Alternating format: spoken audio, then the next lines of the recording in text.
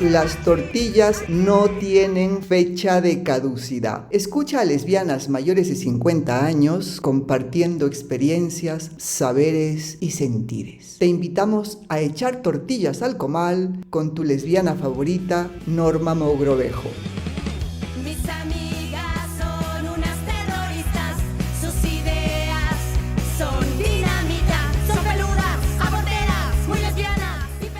Les damos la bienvenida al capítulo 3 de la temporada 13 de Las tortillas no tienen fecha de caducidad. Un programa hecho por lesbianas mayores de 50 para escucharnos, narrarnos y recuperar nuestras voces. Tú, mis aguas, nos quieren iguales. Bajo su control identitario. El único virus es la norma, el extractivismo, el patriarcado. Seguridad le llaman al aislamiento. No quieren el movimiento, pero no podrán. Tus aguas son resistencia. Nuestras resistencias por existir. Mis aguas fluyen libres, las liberé. Las escucho y las danzo también. Me encuentro, me abrazo. Van de arriba hacia abajo, del centro hacia afuera, veo, siento, una poza calma, voy, brilla, me llama. Estamos haciendo conexión de aguas dulces y saladas. Se entrecruzan, se mezclan, se vuelven un río, torbellino sin cauce, salvaje, con pulso propio. Agua rebelde ante cualquier adversidad. No dejan de fluir, no dejan de brillar. Movimiento continuo. ¿Hacia dónde van? ¿De verdad importa? Estamos, aquí y ahora, llenas de aguas cristalinas, deseando ir en busca de aguas por liberar. No hay dueñes, hay pulso, hay magia. Camila Chillara. En este capítulo, la poeta Yolanda Duque Vidal, chilena, exiliada en Canadá, quien fuera amiga cercana de Mónica Briones, nos trae sus recuerdos junto a Mónica, para acercarnos a su contexto familiar y afectivo, sus aspiraciones con el arte, sus amores y sus temores.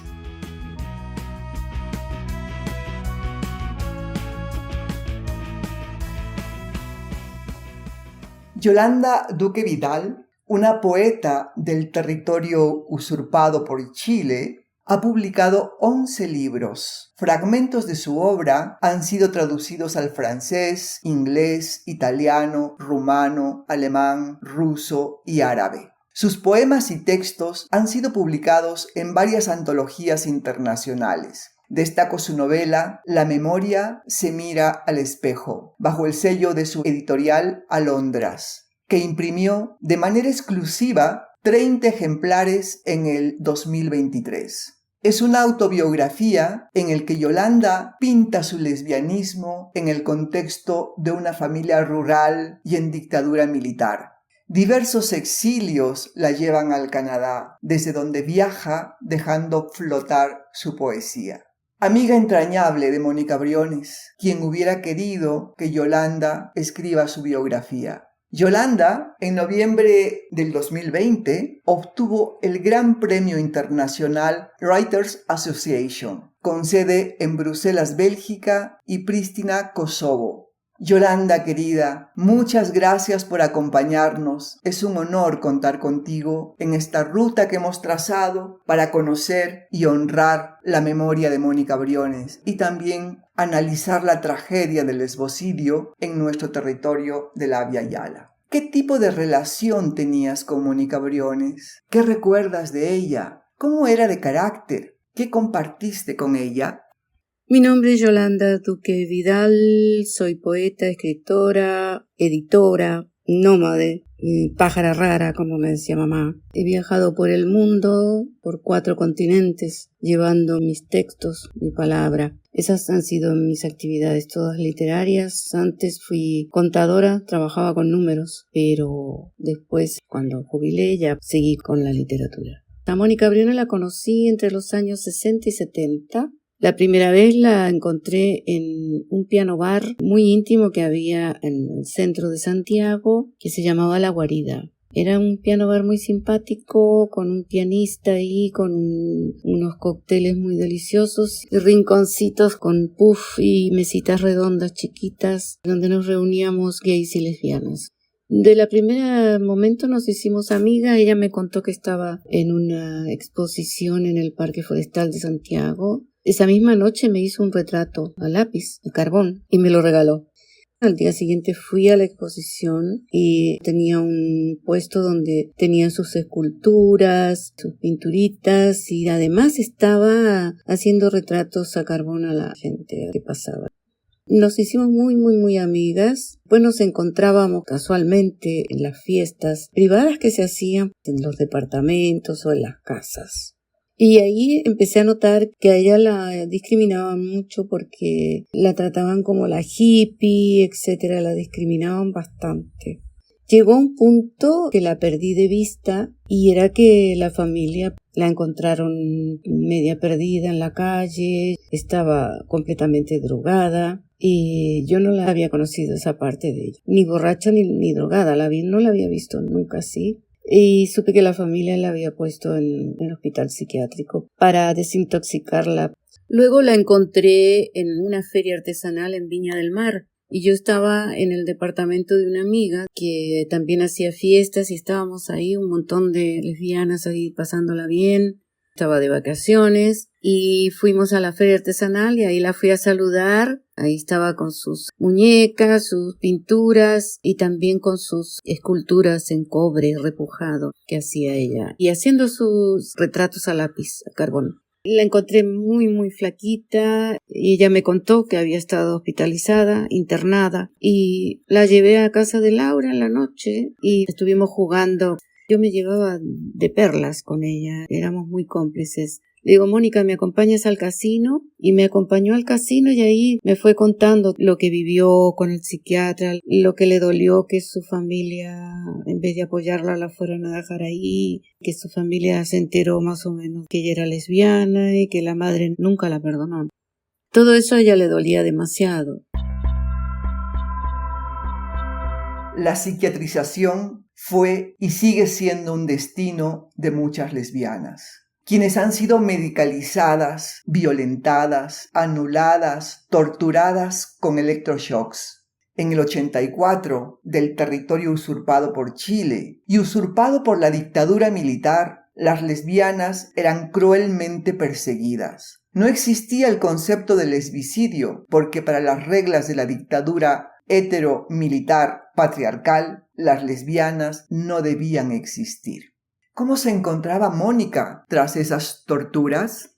A mí me afectaba en el sentido que la veía muy triste. Yo siempre acostumbraba a verla divertida, graciosa. Andaba triste, era una tristeza que se le veía, ¿no? Que se notaba. Además, la discriminaban mucho nuestras iguales por el hecho de que se vestía así toda de negro, con blusón, una camisola negra, ancha, y pantalón negro, y zapatos negros, pero una chica muy linda. Y luego yo la dejé de ver porque tuve una pareja que era muy celosa y me alejé de todo. Y con el tiempo pues me fui a vivir a Buenos Aires con mi pareja. Y estando allá recibí una carta donde me contaban que la habían asesinado. Estando en Buenos Aires recibí esa carta y me afectó tanto la muerte de Mónica. Más que nada también porque nunca fui a buscar los cuadernos que ella me había ofrecido para que le escriba su historia. Porque la última vez que la había visto me había dicho, Yoli, como tú estás en la literatura, me gustaría que escribas mi historia. Yo tengo unos cuadernos en el taller y me gustaría que los fueras a buscar. No los pude ir a buscar, estaba muy encima de la fecha que tenía que regresar a Buenos Aires y nunca los pude ir a buscar. El caso que cuando me enteré que la habían asesinado, fui a Chile y estuve buscando a su hermana, no la encontré. Fui a buscar a la mamá, a la familia, no los encontré, no supe más de ellos, no supe más tampoco de Raúl, el amigo que acompañaba a Mónica para todos lados, que a veces andábamos los tres.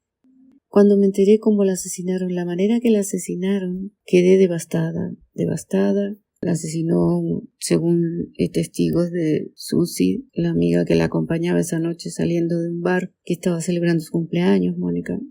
Era un tipo muy, muy fornido, tipo militar así, con botas de militar y con un corte de pelo grandote. Y así que la agarró y de un golpe de puño la tiró al piso y después le pateaba la cabeza. Se le pateó la cabeza hasta que ya quedó inerte. Es decir, de solo imaginar todo eso yo estuve sufriendo mucho tiempo y todavía sufro cada vez que lo recuerdo. No puede ser que alguien se haya ensañado de esa manera con una persona tan indefensa, si no medía más de 1,50 m y era flaquita. Salías y entrabas de Santiago huyendo de la violencia pinochetista y también de la dictadura heterosexual. ¿Te sientes una sexiliada? En Chile, a mediados de los 80, cuando fue el genocidio, era todo complicado, no solo eso, porque había además la dictadura militar, era todo un aprovechamiento y un abuso de autoridad de toda índole. Yo me sentí amenazada con mi pareja, que habíamos ido al Cerro San Cristóbal y nos vio un policía y nos hizo pasar horas miserables porque nos llevaba, según él, a la comisaría y luego iba a llamar a los periodistas para que nos saquen fotos, etcétera, etcétera. Y antes que deprimirme decidí mejor regresar a la Argentina. Evidentemente que el exilio tuvo que ver con el lesbo-odio y además llamaban a casa y le hacían llorar a mamá diciéndole: usted no sabe lo que anda metida su hija. Entonces, para alejarme de toda esa gente que me desilusionaron, que entré en una depresión terrible, el psicólogo me dijo que me fuera del país si era posible. Y me fui. Así gestioné en el exilio y fui olvidándome de todo. Estuve casi 15 años ahí en Buenos Aires. El 9 de julio fueron los 40 años del lesbicidio de Mónica Briones. ¿Quisieras hacer una reflexión sobre ello? La reflexión que puedo hacer sobre ello es que afortunadamente han cambiado muchas cosas, pero desgraciadamente son tan pocas las que nos visibilizan, porque por lo menos a las mayores no solo nos discriminan la gente que ignora nuestra condición, sino que también las iguales, o sea, las lesbianas, porque a uno la ven más vieja, la discriminan, la apartan, la aíslan.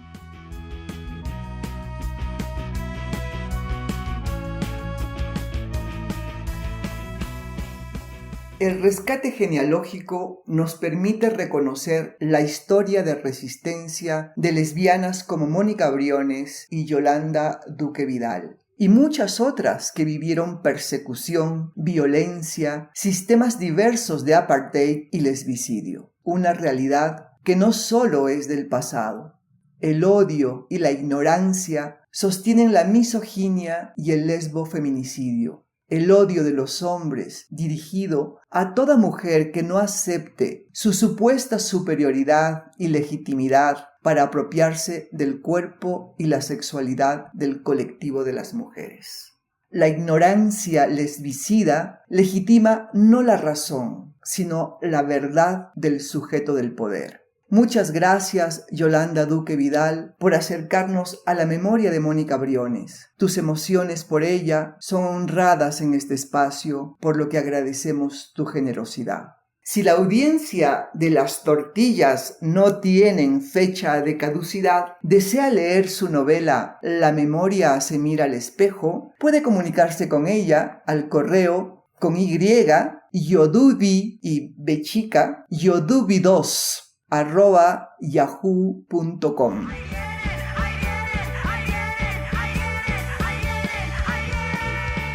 Las tortillas no tienen fecha de caducidad. Te invitamos a echar tortillas al comal con tu lesbiana favorita, Norma Mogrovejo.